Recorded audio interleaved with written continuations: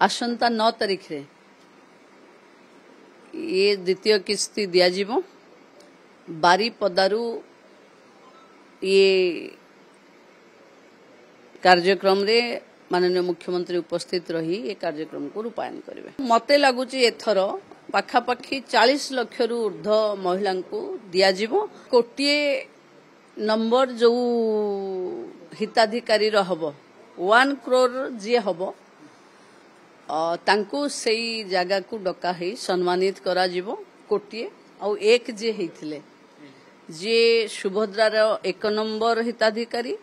जे सुभद्रार कोटिए number हिताधिकारी ये दुही को डाकिकरी से सभा रे सम्मानित करा जीवो। देखंतु काली माननीय मुख्यमंत्री निर्देश देइचंती बहुत जल्दी आमे किस्ती को दबा पाई जेहेतु दशहरा गोटे बड़ पर्व एवं सबु महिला देवींकर आवाहन हुए देवी मानकर स्वरूप माँ मानकर प्रति गाँव रे पूजा हुए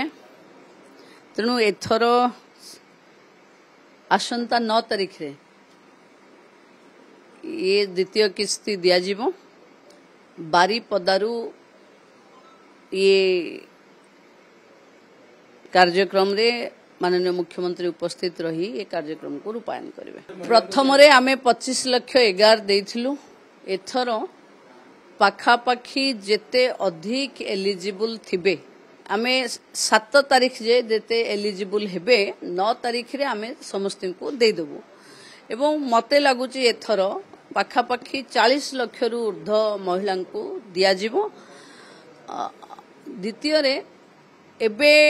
पाखापाखी 96 लाख रेजिस्ट्रेशन हेलानी जी कोटिए नंबर जो हिताधिकारी हम 1 करोड़ जी हम तांको सेई जगह को डका ही सम्मानित करा जीवो कोटिए आउ एक जे हेथिले जे सुभद्रार 1 नंबर हिताधिकारी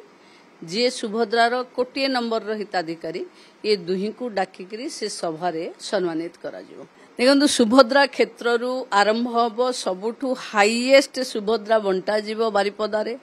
बारीपदा होची गोटे अन्योन्य क्षेत्र जो थरे माँ अंबिका भी अछंती माँ सुभद्रा रथ महिला माने ही टाणंती तेणु महिला सशक्तिकरण मयूरभंज जिला रु ही माननीय राष्ट्रपति अछंती तेणु मु भावुची महिला सशक्तिकरण एक अन्योन्य उदाहरण हम मयूरभंज तेणु आमे बारीपदा को सिलेक्ट करिचु सेठु ही आसंता 9 तारीख रे द्वितीय प्रथम किस्तीर द्वितीय फेज दबु। देखो सबु मंत्री माने तो रहिबे निष्पत्ति तो हेची आगो को अतिथि भी फाइनल हेबे मुख्यमंत्री हाथ रु ही जीवो।